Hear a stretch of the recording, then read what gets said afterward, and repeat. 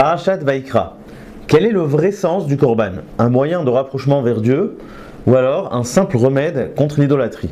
C'est l'objet d'un débat millénaire entre le Rambam et le Ramban. Et c'est la thèse de Maïmonide, celle de dire que les korbanot sont un médicament pour une humanité malade qui dérange le plus. Et dans ce cours, nous allons découvrir le secret qui se cache derrière les propos du Rambam, un secret qui va nous éclairer autant notre rapport avec Hachem que l'éducation des enfants. En effet, le Rambam Maïmonide propose une idée extrêmement innovante concernant les korbanot. Pour lui, il n'y a absolument pas d'idée profonde de rapport de Kesher avec Akadosh Baruch Hu, mais tout simplement, c'est un remède, comme nous avons dit, un médicament pour contrer l'idolâtrie de l'époque. Le Rambam nous explique que lorsque nous sommes sortis d'Égypte, nous étions entourés de peuples qui avaient cette coutume d'offrir des animaux à leurs idoles. Et c'est ce que nous allons contrer. Donc le Korban, selon la Torah, c'est un moyen de guérir par son contraire, de rediriger le culte idolâtre de l'époque, des Mitzrim, des Kazdim, etc., non pas vers leurs idoles, mais vers Akadosh Baruch Hu, chose à laquelle le Ramban va s'opposer fermement. Il a plusieurs questions. Premièrement, nous trouvons des korbanot bien avant l'idolâtrie, que ce soit dans le cas de Caïn, Evel, Noach, c'est-à-dire qu'il existe des korbanot bien au-delà, bien avant l'idée même de Avodah Zara. Donc nous voyons que le korban est totalement différent, n'est pas juste un médicament, comme nous l'avons dit. Et plus que cela, le Ramban va s'étonner, puisque nous trouvons énormément de fois dans le texte de ces parachutes-là le terme Reach Nichoach Lachem, un parfum d'agrément, c'est-à-dire qu'il y a une idée profonde, ontologique, dans le Korban qui rapproche l'homme et le divin. Donc comment restreindre le Korban, le sacrifice, comme le Rambam, qui ne serait juste le Otsim Ilev Ashotim, pour simplement contrer, guérir par son contraire, en contrant l'idolâtrie de l'époque. Et plus que cela, on pourrait rajouter comme question, c'est que nous savons que les Hatid Lavo, à la fin des temps, le Rambam lui-même, dans Ilchot Melachim, nous dit qu'il y aura toujours des korbanot. Alors il y a un débat aujourd'hui, est-ce que les korbanot vont être animales, végétales ou pas? C'est un autre débat. Mais le Rambam précise lui-même dans ses halachot qu'il y aura les korbanot, pourtant il n'y aura plus de Avodah Zara. Alors, comment répondre le Rambam face à toutes ces questions? Il y a beaucoup d'encre qui a été coulée là-dessus, le Abravanel, le Ritva et beaucoup d'autres. Comment véritablement répondre à toutes ces questions et comment comprendre cette vision, si on peut se permettre, un petit peu restrictive du Korban, qui n'a rien d'ontologique, de rapprochement vers le divin. Il ne parle même pas d'expiation, mais tout simplement afin de contrer des cultures qui sont nées au fil des générations. Comment véritablement expliquer cela? En vérité, lorsque nous analysons les textes du Rambam et du Ramban, eh bien, il apparaît une autre discussion, une autre controverse, moins explicite, mais qui rejoint évidemment celle de savoir quel est le rapport entre le Korban et le Mishkan. Est-ce que le Mishkan est une finalité et le Korban est secondaire, c'est-à-dire que le Korban est au service du Mishkan, ou inversement, c'est le Korban qui est la finalité et le Mishkan au service du Korban. Lorsqu'on lit les textes du Ramban, il apparaît très clairement que le Mishkan est le but, c'est, comme il le dit lui-même, la continuité de Matan Torah, c'est-à-dire c'est la suite de la révélation de Dieu, mais cette fois-ci de manière discrète, c'est terre. Et les korbanot, comme le Ramban le dit explicitement dans son introduction au Sefer Vaikra, sont là pour garantir l'existence de ce Mishkan. C'est-à-dire que pour que la présence de Dieu puisse exister à l'intérieur de ce Mikdash, de ce Mishkan, eh bien, il faut que le peuple Israël soit propre de ses avérotes, et cela va se faire par les korbanot. C'est-à-dire les korbanot, c'est un moyen pour Israël d'être en adéquation, d'être au niveau, de supporter la Shrina, la présence divine dans le Mikdash, et donc la finalité absolue c'est le Mikdash, et les korbanot ne sont qu'un moyen. Dans le Rambam, il apparaît le contraire, puisqu'il va nous dire dans ses halachot, Bet Avechira, mitzvah tassé, livnot Bet Hamikdash, c'est une mitzvah de construire un Bet Hamikdash, mouchan leakriv korbanot, pour pouvoir offrir des offrandes, des sacrifices. C'est-à-dire que la finalité du Mikdash selon Rambam, Maïmonide, c'est non pas le Mikdash lui-même, mais qu'à travers ça, nous allons pouvoir offrir des korbanot. Donc nous voyons ici un débat très clair. Est-ce que l'idée centrale c'est le Mishkan, et les korbanot sont secondaires, ou alors au contraire, l'idée centrale sont les korbanot, et le Mishkan est simplement un moyen, un outil pour pouvoir apporter les korbanot. Alors quelle est la différence profonde entre ces deux avis? Quel est le débat?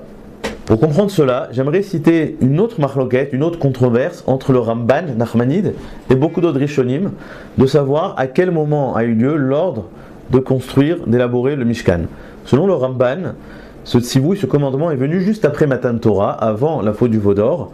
Comme nous dit le Rambam, le Mishkan est la continuité de la révélation qui a eu lieu à Matan Torah. Alors que beaucoup d'autres Rishonim ne sont pas d'accord. Pour eux, comme Rashi et beaucoup d'autres, pensent que le Mishkan est une réponse à la faute du veau d'or. Donc c'est venu réparer le Chet HaEgel.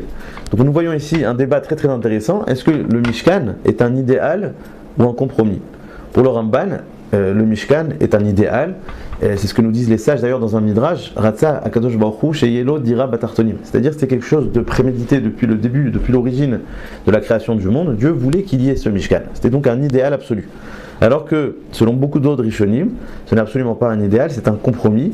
C'est venu pour répondre à l'erreur, à la faute du Hegel. Celui qui s'est le plus allongé sur ce sujet-là, c'est le Sforno, donc un des plus grands commentateurs sur le Chumash, 16e siècle en Italie.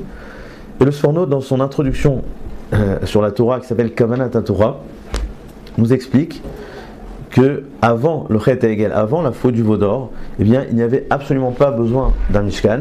Et selon Sforno, c'est les psukim qui nous le disent à la fin de Parashat Yitro, Bechol makom asher avo elecha uberarticha.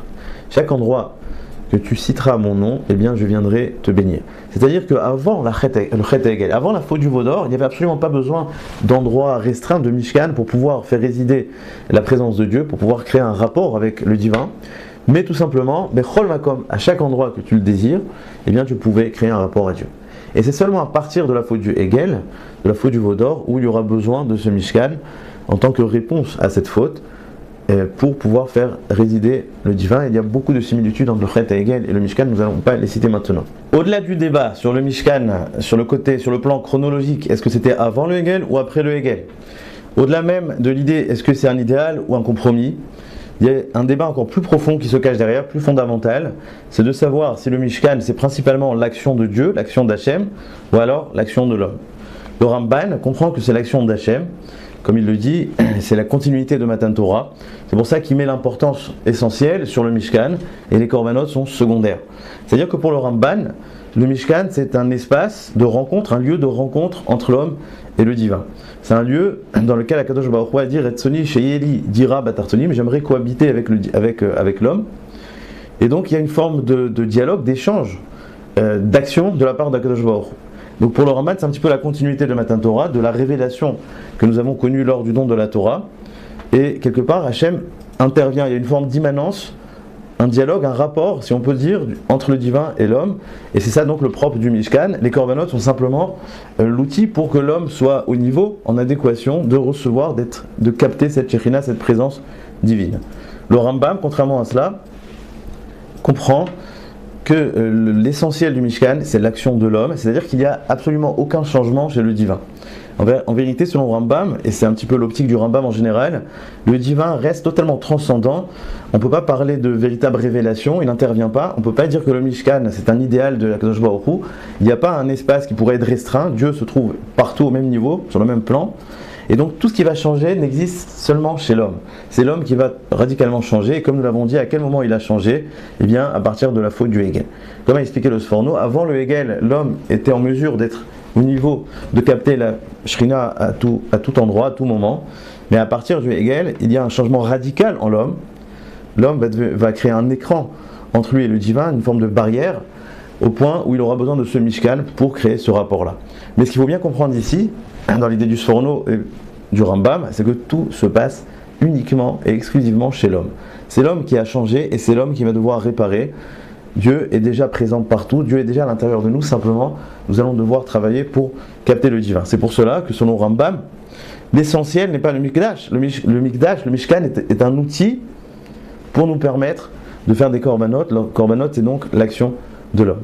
Il semble que c'est ça l'idée qui se cache derrière le Rambam, qui nous dit que le korbanot c'est pour contrer la avodah zara, car l'origine de toute avodah zara c'est le Chet HaEgel. La faute du veau d'or c'est par excellence l'avodah zara. Il faut bien comprendre que lorsque le Rambam parle de avodah zara, il parle dans un sens large, dans une dimension bien plus large que ce qu'on a l'habitude de s'exprimer. Il veut dire que tout ce qui nous met en déconnexion, tout ce qui nous déconnecte, tout ce qui fait un écran par rapport à Kadosh Baruch Hu est considéré comme la avodah zara. C'est-à-dire quelque part, selon le Rambam, toutes les avérotes sont un petit peu une forme d'avodah zara dans le sens où ça crée un espace autre que celui d'Akadosh Baruch Hu. Et l'origine de tout cela, l'origine de ce changement essentiel ontologique qui a eu lieu en l'homme, eh bien c'est la faute du Hegel.